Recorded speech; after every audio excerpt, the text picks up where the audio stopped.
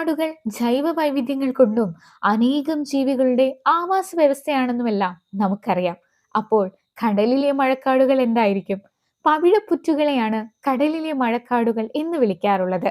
കടലിലെ ജൈവ വൈവിധ്യത്തിന്റെ അടിത്തറയും വിവിധ തരം മത്സ്യങ്ങൾ, കടൽ സസ്തനികൾ എന്നിവയുടെ ആവാസ വ്യവസ്ഥയും കൂടിയാണ് പവിഴപ്പുറ്റുകൾ. കടലിലെ പൂന്തോട്ടം എന്നറിയപ്പെടുന്ന ഇവ പവിഴപ്പൊളിപ്പുകൾ എന്ന പുഷ്പ സാദൃശ്യമുള്ള വിസർജ്യ വസ്തുക്കളും മൃതാവശിഷ്ടങ്ങളും സംയോജിച്ച് വർഷങ്ങളുടെ പ്രവർത്തന ഫലമായി രൂപാന്തരം പ്രാപിക്കുന്നവയാണ്. കടൽ വെള്ളത്തിൽ അടങ്ങിയിരിക്കുന്ന കാൽസ്യം, ലവണങ്ങൾ എന്നിവയെ സാംശീകരിച്ച് കട്ടി കൂടിയ കാൽസ്യം കാർബണേറ്റാക്കി നിർമ്മിക്കാൻ ഇവയ്ക്ക് സാധിക്കും. സമുദ്രത്തിലെ 25% ജീവികളും പവിഴപ്പുറ്റുകളെ ആശ്രയിച്ചാണ് ഉള്ളത്. ലോകത്തിലെ മറ്റേതൊരു ആവാസ വ്യവസ്ഥയ്ക്കും ഉൾക്കൊള്ളാൻ കഴിയുന്നതിനേക്കാളും എത്രയോ അധികം ജൈവ വൈവിധ്യത്തെ ഉൾക്കൊള്ളാൻ ഇവയ്ക്ക് സാധിക്കും. വീഡിയോ ഇഷ്ടപ്പെട്ടാൽ സബ്സ്ക്രൈബ് ചെയ്യാൻ മറക്കില്ലല്ലോ അല്ലേ? Thank you all.